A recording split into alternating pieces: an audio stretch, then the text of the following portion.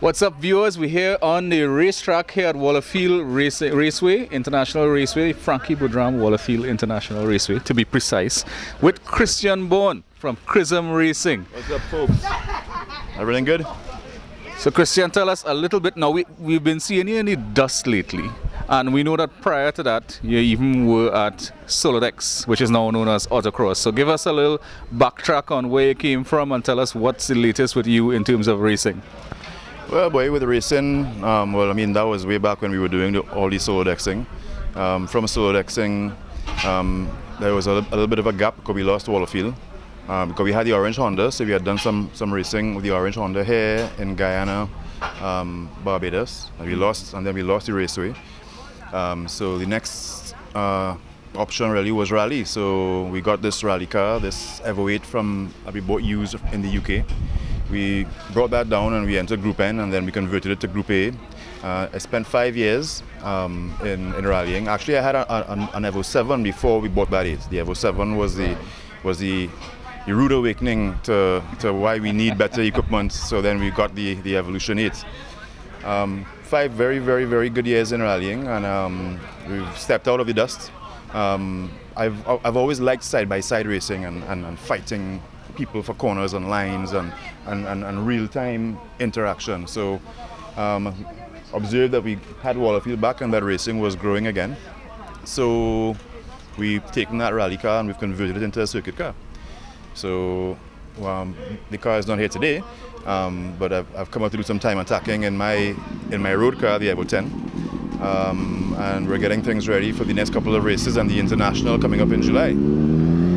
Would you say that the 5 years in rally taught you anything different when it comes to racing? I mean, in the gravel and so on. What would you say are the main differences between racing and the gravel in terms of how you set up the car and how you drive compared to circuit? I mean, apart from the, as you say, attacking into the corner and competing into the corner 4 or 5 cars wide, how would you set up the car differently for gravel compared to circuit, and how do you drive compared from gravel compared to circuit? When you're driving on the gravel, you're dealing with the corner way before the corner comes up, because you're on a loose surface. So you have to drive early for all those corners, because if you wait for the corner to turn into it, then you're off the road. There's so many things with prepping a car for gravel, boy. I mean, you have to make sure that you shield every single brake line, every single ABS line, because you use ABS for wheel speed sensors for your active center diff. You have so much shielding. Of course, the car is built so strong. You have a seriously strong roll cage inside of the car, because the possibility of going over and over and over and over and over is very high. And we've seen a number of people do that. Yeah. So we've taken that car into Wallerfield Raceway, and we have the same cage in the car. And I feel so safe in this steel web that I have, that I just can't see myself lightening, those aspects of the car. So right now we're trying to lighten the car. We've entered the car in a class called Group 4B. Right. So it's a 2-liter turbocharged, bigger turbo, bigger power. So in rally with a restrictor, you were putting out maybe 250, 275 horsepower. Now we're in the 500 to 600 wheel horsepower output. Tires are different, rims are different, suspension setup is different, brakes are different. There are so many differences, but it's fantastic when you're driving that amount of power and you're fighting these guys into the corners. So you kind of feel like you've gotten back some of the pace, some of what you felt Evo could have been like coming back to the circuit. Yeah, we still have some more pace that we're working on now. You see, having entered Group 4B, you kind of want to run down the Group 4 cars. Right. Even though to get from Group 4B to Group 4 would require sequential gearboxes and bigger engines, 2.2s, 2.3s. We're running a 2-liter now still.